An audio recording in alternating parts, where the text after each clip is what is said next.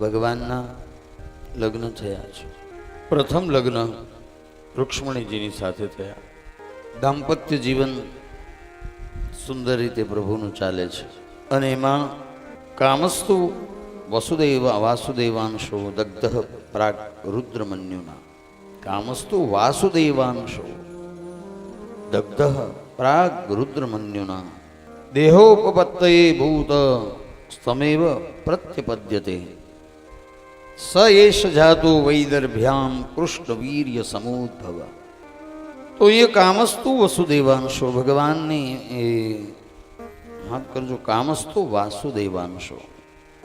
ભગવાન કૃષ્ણની સંસાર વાટિકાની અંદર પ્રથમ પુત્ર રૂપી પુષ્પ પ્રગટ થયું છે. અને એ કામસ્તુ વાસુદેવાંશો દગ્ધ પ્રાગ રુદ્રમન્યુના. એ જે ભગવાન રુદ્રએ જેને બાળીને ભસ્મ કરેલો, એ આજ દેહોપપત્તયે ભગવાન રુદ્રના ક્રોધ અને એ ક્રોધાગ્નિની અંદર બળીને ભસ્મ થઈ ગયેલો જે કામદેવ, એ કામદેવ આજે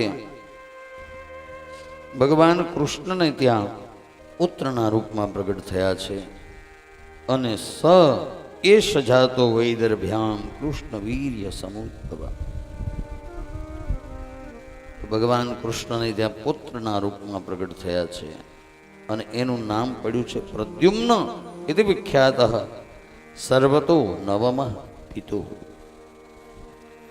એનું નામ પ્રદ્યુમ્ન રાખવામાં આવ્યું છે. કામદેવ જ્યારે ભગવાન શિવની સમાધિને તોડાવવા માટે ઇન્દ્રાદિક દેવતાના કહેવાથી ભગવાન શિવની સમાધિ તોડાવવા માટે ગયો કામદેવ. અને કામદેવ ગયો અને ભગવાન શિવે પોતાનું ત્રીજું નેત્ર ખોલ્યું છે. અને ત્રીજું નેત્ર ખુલતાની સાથે કામદેવ બળીને ભસ્મ થયો. અને કામદેવ બળીને ભસ્મ થયો એવા સમયે કામદેવના પત્ની રતિ ભગવાન શિવજીની પાસે રડતા રડતા આવ્યા છે અને કહ્યું, પ્રભુ આપે મારા પતિને બાળીને ભસ્મ કર્યો, હવે હું ક્યાં જાઉં અને આ સંસાર કેમ ચાલશે? જ્યારે કહું કે આ સંસાર કેમ ચાલશે, હું ક્યાં જાઉં, ત્યારે ભગવાન શિવનો ક્રોધ તુરંત શાંત થઈ ગયો. આ ભગવાન ભોલેનાથ છે. એ ક્રોધ આવતાય વાર નહીં, ક્રોધને શાંત કરતાય વાર નહીં. આપણું કેવું છે કે આપણને ક્રોધ જલ્દી આવે પછી શાંત જલ્દી ન થાય. હા, ક્યારેક એક દિવસ ચાલે, આખો દિવસ, ક્યારેક 2 દિવસ ચાલે, ક્યારેક અઠવાડિયું ચાલે. હા, ગુસ્સો આપણું એવું છે. અને ભગવાન શિવનો તો ક્રોધ આવ્યો, બાળીને ભસ્મ કર્યો. એની પત્ની આવી અને ભગવાનને વિનંતી કરવા લાગી કે આપે મારા પતિને બાળીને ભસ્મ કર્યો. ભગવાનનો ક્રોધ શાંત થયો અને ભગવાને તુરંત આશીર્વાદ આપ્યા કે જ્યાં સુધી તારો પતિ સદેહ પ્રગટ નહીં થાય ત્યાં સુધી એ દેહ વગરનો કામ કરી શકશે. અંગ વગર કામ કરશે એટલે એક એનું નામ પડ્યું છે અનંગ. કામદેવનું એક નામ છે અનંગ, જે અંગ વગરનો છે, અનંગ છે.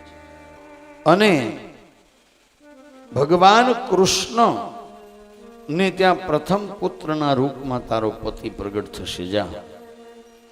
જ્યારે ભગવાન કૃષ્ણના રૂપમાં પૃથ્વી પર પ્રગટ થશે ને એમને ત્યાં પ્રથમ પુત્રના રૂપમાં તારો પતિ પ્રગટ થશે.